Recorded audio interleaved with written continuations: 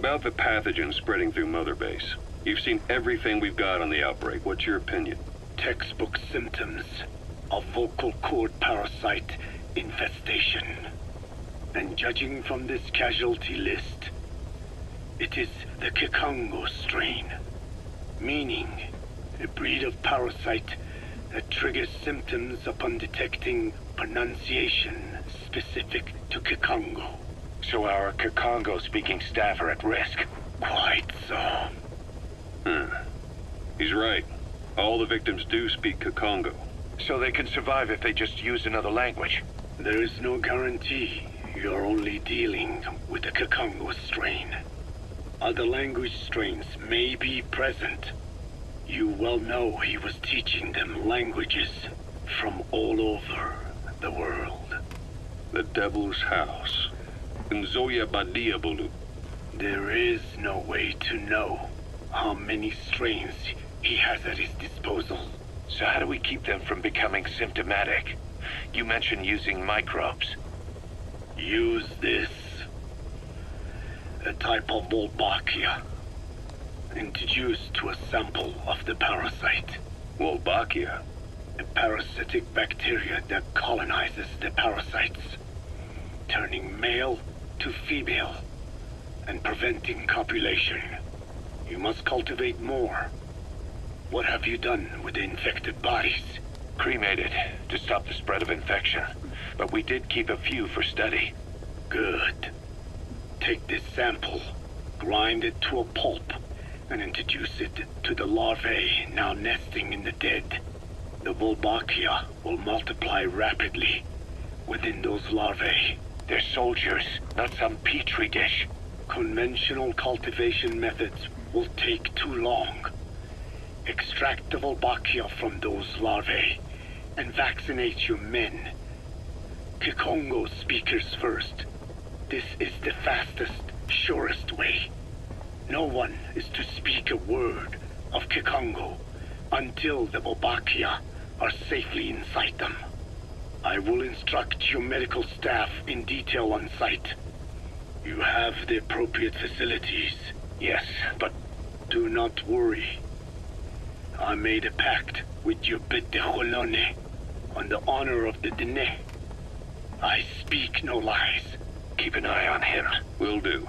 Follow me. I'll take you to the medical team. Now, we must wait for the Wolbachia to multiply in the larvae. How is the disease transmitted? If it's carried by insects or rodents, then... There is no intermediate host. So... The vocal cord parasites lay their eggs in the larynx of the host. Most hatch and migrate to the lungs, but some are transported to the mouth through ciliary movement, mixing in with saliva. Saliva. Droplet transmission. Sneezing, coughing. Any food or water containing infected saliva. It would spread fast. Indeed. And when the larvae migrate to the lungs, symptoms can resemble the early stages of a cold, making it easy to infect others. Meaning a simple conversation would be enough to pass it on. All right, so what happens after the larvae migrate to the lungs? It is as I said before. They mature by feeding on alveolar tissue. It is only then that noticeable symptoms appear in the host. And by that point, it's too late. He's infected everyone else. It's one hell of a weapon you've created. That is what Blag Anna wanted. Something that would spread easily. In truth, he's not the reason. But we will discuss that another time. The Wolbachia have multiplied.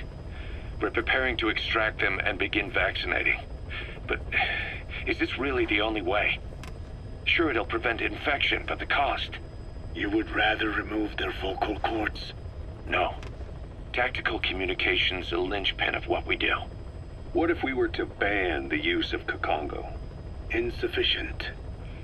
First, there's no guarantee that only the Kikongo strain is here.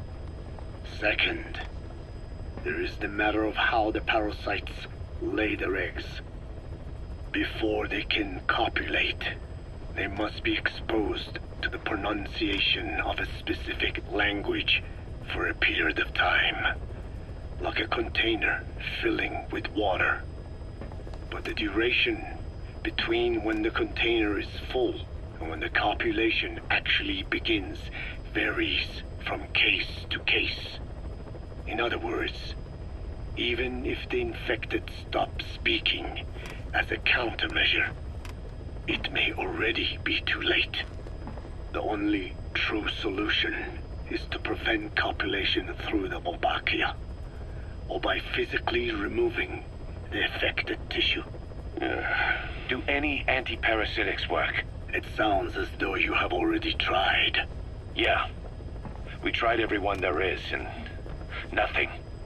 I have yet to find a medicine that can remove the parasites. At best, it temporarily covers their ears. Why is that? Because the parasites are companions to us. To remove them inevitably harms the host. Companions? More than you think. And this is why the human immune system cannot eliminate them.